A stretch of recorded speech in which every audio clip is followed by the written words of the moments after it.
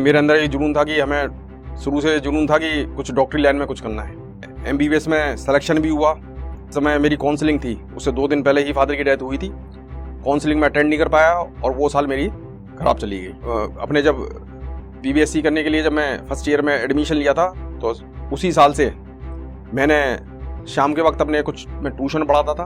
Tuition पढ़ाने के बाद जो भी कुछ इनकम होती थी उससे मैं अपनी फीस, अपना रहना सहने का और सब में व्यवस्था करता था। ईश्वर का आशीर्वाद ऐसे रहा मेरे पास कि मैं एक भी दिन खाली ना बैठे हुए, मेरा जिस दिन थीसिस सबमिट हुई थी उसे अगले दिन ही मेरा assistant professor Bharatpur veterinary college में मेरा सिलेक्शन हो गया था। तो स्ट्रे एनिमल्स होते हैं, अगर मैं उनकी सेवा करता हूं तो मुझे उसका आशीर्वाद कहीं ना कहीं मुझे लाइफ में जरूर मिलता है। लेकिन शायद ये हो सकता है कि नवोदय की शायद यही खासियत रहती है कि वहाँ जब स्टूडेंट वहाँ एक दूसरे से मिलते हैं तो किसी तरह का कोई भी भेदभाव नहीं होता है।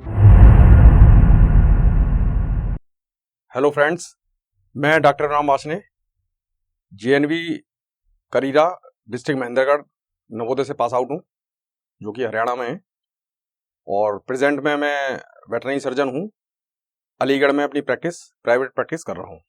मैं नवोदय में मेरी एंट्री हुई थी तो मुझे ये नहीं मालूम था कि नवोदय में किस तरह से मैं जाऊँगा, लोगों से इंटरेक्ट करूँगा, मेरे साथ के जो सहपाठी होंगे वो किस तरह से होंगे। मेरा जो एडमिशन जब हुआ था तो मैं नवोदय में 9th क्लास में मैंने एडमिशन लिया था, क्योंकि मेरे फादर जो थे नवोदय विद्यालय में प्रिंसिपल थे। उससे पहले वो मिलिट्री स्कूल जो धौलपुर में है वहाँ पर वो टीचर थे। उन्होंने वहाँ से जब अपने प्रमोशन के लिए उन्होंने वहाँ अप्लाई किया तो उनका एज ए प्रिंसिपलशिप हुआ था। तो मुझे नवोदय में जाने से पहले मुझे मिलिट्री स्कूल में मेरी पढ़ाई हुई थी, तो मुझे वहीं का ज़्यादा इंटरेक्शन था। लेकिन जब मैं नवोदय में मैंने एंट्री ली तो मैं काफ़ी घबराया हुआ था कि नए नए लोगों के साथ मिलूंगा या क्या होगा। लेकिन जब मैं नवोदय में पहुंचा तो वहाँ, क्योंकि मैं यूपी से बिलोंग करता था और जहाँ मेरे फादर की पोस्टिंग थी वो थी नवोदय विद्यालय हरियाणा में, तो वहाँ का बोलचाल, खान पीन बिल्कुल सब अलग था। लेकिन शायद ये हो सकता है कि नवोदय की शायद यही खासियत रहती है कि वहाँ जब स्टूडेंट वहाँ एक दूसरे से मिलते हैं तो किसी तरह का कोई भी भेदभाव नहीं होता है। मैं वहाँ रहा, नए नए फ्रेंड्स मेरे बने, सभी से मेरा इंटरेक्शन होता था, लोगों का व्यवहार, मेरे साथ के जो सहपाठी थे उनसे मेरा इंटरेक्शन। करीब 1 महीने बाद मैं इतना घुल मिल गया कि वहाँ पर मुझे अपने घर में जाने की टाइम नहीं मिलता था। दोस्तों, अगर मैं अपने कैरियर की बात करूँ तो जिस समय हमने उसमें 12th जब पास करी थी तो उस समय ना तो इंटरनेट का ज़माना था, सिर्फ न्यूज़पेपर और अपने गुरुजनों से, अपने साथियों से, अपने सीनियर से ही हमें कुछ ज्ञान प्राप्त होता था। क्योंकि मेरे फादर खुद लिटरेचर से थे तो वो हमेशा यही चाहते थे कि आप टीचिंग लाइन में जाएं, क्योंकि उनके भाई बंधु भी सब उसी टीचिंग लाइन में थे, तो वो चाहते थे कि मैं भी और हम सब जो हैं टीचिंग लाइन में ही जाने की कोशिश करें। लेकिन मेरे अंदर ये जुनून था कि हमें शुरू से जुनून था कि कुछ डॉक्टरी लाइन में कुछ करना है। तो हम बहुत प्रयास करते थे कि किस तरह क्या बनना है। तो उस समय जमाना इस तरह का था कि 12th में जाके तो हमें ये मालूम नहीं था कि डॉक्टरी करने के लिए हमें किस तरह से क्या पढ़ाई करनी है। तो समय आया, लोगों से मिले, कुछ सीनियर की हेल्प ली, तैयारी की। तैयारी करने के साथ साथ मेहनत भी बहुत हो जाती थी। करने के बाद एग्जाम क्वालिफाई किया, एग्जाम में एमबीबीएस में सिलेक्शन भी हुआ। लेकिन कहते हैं ना कि जब जो भी जहां कुछ होना होता है वो चीज उस तरह से नहीं हो पाती है। तो जिस साल सिलेक्शन हुआ उस साल फादर की डेथ हो गई, और जिस समय मेरी काउंसलिंग थी उससे 2 दिन पहले ही फादर की डेथ हुई थी। तो वो मेरी लाइफ का सबसे उस तरह का पल था कि मैं आपको बता नहीं सकता कि वहां से बिल्कुल जो हेड जो ऑफ द पर्सन जो फैमिली का होता है अगर वो चले जाए तो आप समझ सकते हैं कि घर में किस तरह की व्यवस्था होती है और किस तरह का एकदम शौक में आदमी चले जाता है। तो दोस्तों, जब वो इस तरह का पल था कि ना तो कि घर वालों को पता था कि क्या करना क्या नहीं करना। 2 दिन कैसे बीत गए कुछ पता नहीं रहा। काउंसलिंग में अटेंड नहीं कर पाया और वो साल मेरी खराब चली गई। उसके बाद घर की जिम्मेदारी इतनी बढ़ गई कि मैं आपको बता नहीं सकता कि किस तरह से उस समय हमारे साथ कटा है फैमिली के साथ। अगले साल मैंने खूब तैयारी करने की कोशिश की, लेकिन उस चीज में मैं सफल नहीं हो पाया। लेकिन मेरा सिलेक्शन वेटरनरी फील्ड में हो गया। वेटरनरी फील्ड में होने के बाद मैंने उसे ज्वाइन किया और मैं दुबासू मथुरा से वहाँ से मैंने अपनी बीबीएससी कंप्लीट की और वहीं से मैंने अपना MBSc सर्जरी से कंप्लीट करके अपनी एजुकेशन को कंप्लीट किया। जब मैं कॉलेज में एंट्री की थी मैंने, तो वो सफ़र भी मेरे लिए बहुत आसान नहीं था, क्योंकि आप समझ सकते हैं जो हेड पर्सन घर का अगर कोई इस तरह चले जाता है तो सभी बच्चों पर ध्यान देने वाला इस तरह से घर में कोई था नहीं। माँ मेरी जो थी वो एक हाउसवाइफ थी, तो कोई भी सपोर्ट करने वाला नहीं था। जैसे तैसे सिलेक्शन लिया, अपने बड़े भाई से, बंधुओं से कुछ हेल्प लेके मैंने पढ़ाई स्टार्ट करी। साथ साथ मुझे अपने उसी समय नवोदय का वो सब पल याद आता था जब हमारे फादर, हमारे गुरुजन हमें जब बताते थे बेटा लाइफ में कभी भी संघर्ष करना पड़ सकता है, तो मैं उसी बस चीज़ को लेकर जीवन में हमेशा मैंने संघर्ष करता रहा। BBSc करने के लिए जब मैं फर्स्ट ईयर में एडमिशन लिया था, तो उसी साल से मैंने शाम के वक्त मैं ट्यूशन पढ़ाता था। ट्यूशन पढ़ाने के बाद जो भी कुछ इनकम होती थी उससे मैं अपनी फीस, अपना रहना सहने का और सब में व्यवस्था करता था।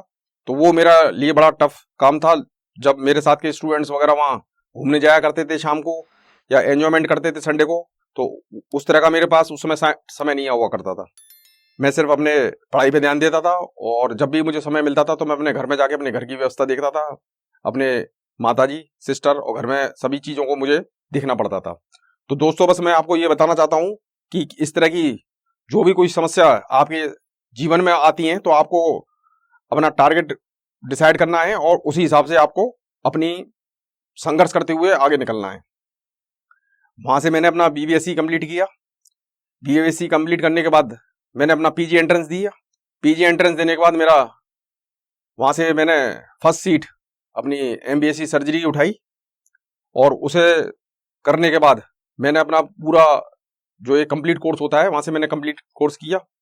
करने के बाद में ईश्वर का आशीर्वाद ऐसे रहा मेरे पास कि मैं एक भी दिन खाली ना बैठे हुए, मेरा जिस दिन थीसिस सबमिट हुई थी उसे अगले दिन ही मेरा assistant professor Bharatpur veterinary college में मेरा सिलेक्शन हो गया था। करीब मैंने वहाँ पर 6 महीने जॉब की। जॉब करने से के बाद में मेरा इंटरनेशनल चैरिटी ऑर्गेनाइजेशन में मेरा सिलेक्शन हो गया।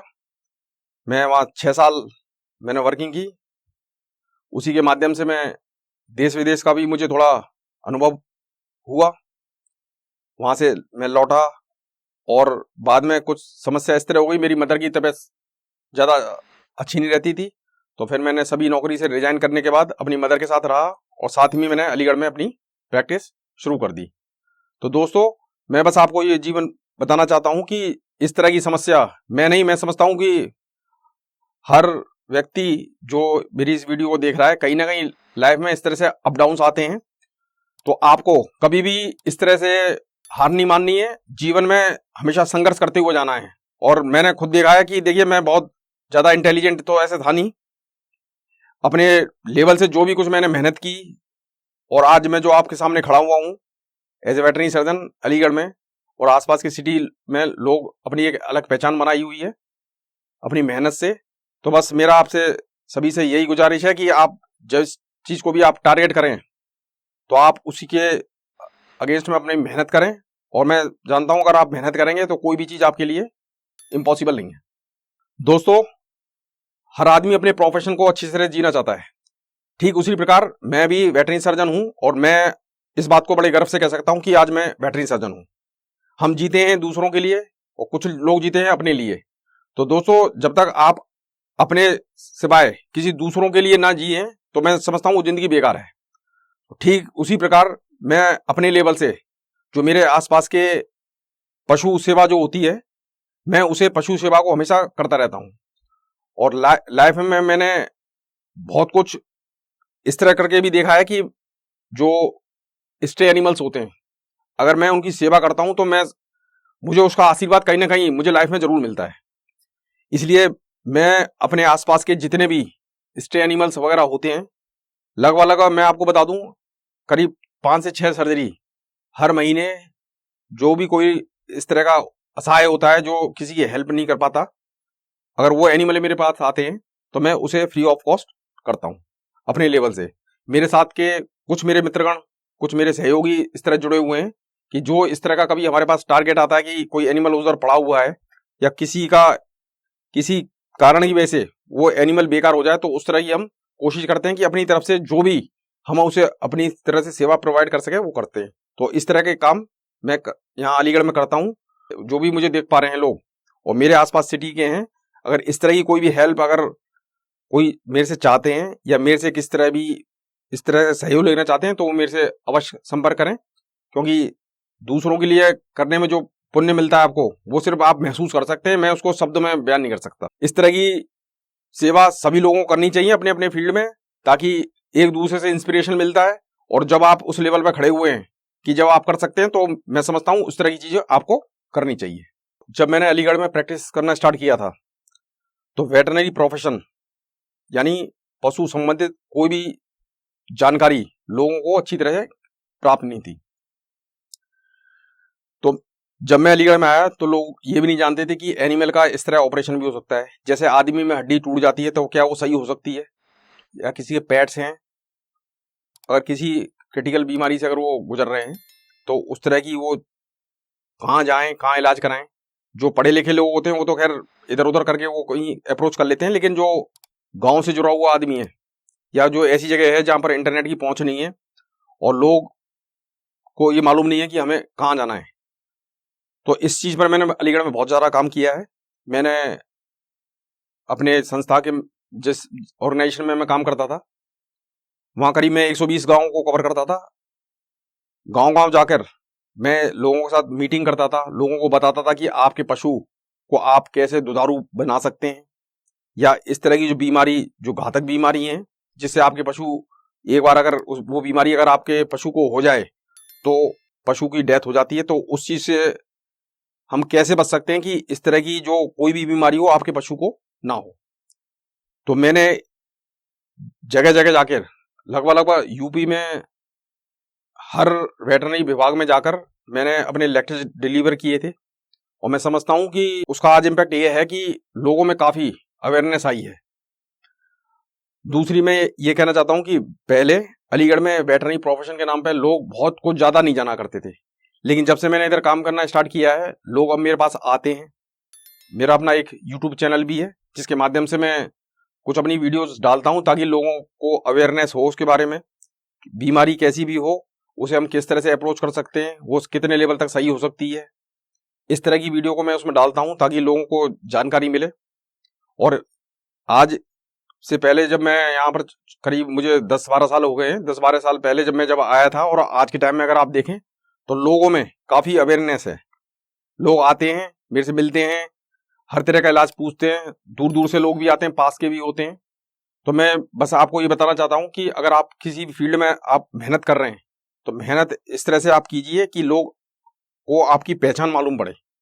पहले कोई वेटरनरी फील्ड में इस तरह कोई जानता नहीं था, तो मैं समझता हूं आज अलीगढ़ के आसपास और आसपास जिले के आसपास सभी वेटरनरी प्रोफेशन में इतना कुछ जानते हैं कि उन्हें अब ये मालूम है कि हमें अगर हमारे एनिमल को अगर इस तरह से कोई परेशानी हो रही है तो हमें किस तरह अप्रोच करना है, हमें कहाँ जाना है, कहाँ हमें दवाई मिल सकती है, कहाँ हमें अच्छा इलाज मिल सकता है।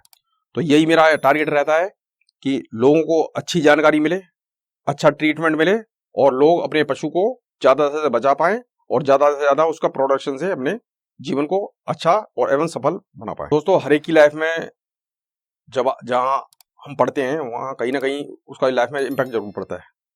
तो मैं अपने आप में अगर मैं फील करता हूँ तो जेएनवी में जब मैं गया था तो मैंने वहाँ से बहुत कुछ ही सीखा। मैंने जो भी आज मैं लाइफ में हूँ तो मैं समझता हूँ कि अगर मैं जेएनवी ना गया होता तो शायद मैं आज इस पोजीशन पे ना होता। मैं जैसे आपको बता दूं, जब मैं नवोदय में जब मेरी एंट्री हुई थी तो वहाँ मेरे जो सीनियर्स वगैरह वहाँ खेला करते थे, करिकुलर एक्टिविटी में भाग लिया करते थे, तो मेरा भी एक इंटरेस्ट पैदा हुआ। वहाँ पर लोगों को देखता था, मैं खेलता था, वहाँ मैंने गेम खेला और एक अच्छे लेवल से मैंने गेम खेल के वहाँ निकला, वहाँ सीखा कुछ मैंने करिकुलर एक्टिविटी में। वहाँ जैसे अगर कोई म्यूजिक सीखना चाहता है तो वहाँ इतने संसाधन है, आपके पास टीचर्स हैं, तो वहाँ मैंने म्यूजिक भी सीखा। और आज की तारीख में बहुत अच्छा तो नहीं, लेकिन मैं सारे म्यूजिकल इंस्ट्रूमेंट वहाँ जब रहा था तो सब चीज़ मैं अपने आप कर लिया करता था। सबसे बड़ी चीज़ मैंने वहाँ देखी लोगों की कम संसाधन में आप अपने आप को कैसे ग्रो कर सकते हैं।